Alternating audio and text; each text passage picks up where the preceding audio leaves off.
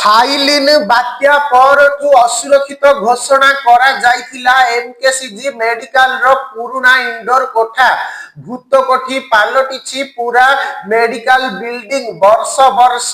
बीतिला नाली फिता तले रहिछि निष्पत्ति किंतु कनक न्यूज रे खबर प्रसारण परे एबे असुरक्षित कोठा भंगा जाई नूतन काम पई बाहरिछि टेंडर दक्षिण ओडिसा रो चिकित्सा क्षेत्र रो प्राण केंद्र ब्रह्मपुर बड़ मेडिकल प्रतिदिन हजार हजार रोगी आसुछंती हेले असुरक्षित होई रहिछि पुराना इंडोर कोठा गत फाइलिन बात्या परठू एहाकू असुरक्षित घोषणा करा जाइथिला सरकार एहाकू भांगी नुआ कोठा और आउटडोर भवन निर्माण करबाकू निष्पत्ति नेइथिले हेले एजाए पुराना बिल्डिंग भंगा जाइनि कि नूतन कोठा होई पारुनी से नै खबर प्रसारण पर प्रशासन निद भांगी पुराना कोठा भांगी नूतन कोठा निर्माण पाई होइछि टेंडर हजार हजार लोके एमकेसीजी मेडिकल उपरे निर्भरशील मात्र कोठा अभाव जोगु रोगी हंतसंत हेउछंती तेबे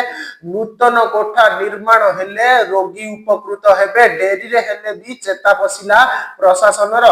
तेबे केते शीघ्र एहा उपरे काम हेउछि ताकू ही देखिबाकू बाकी रहिला।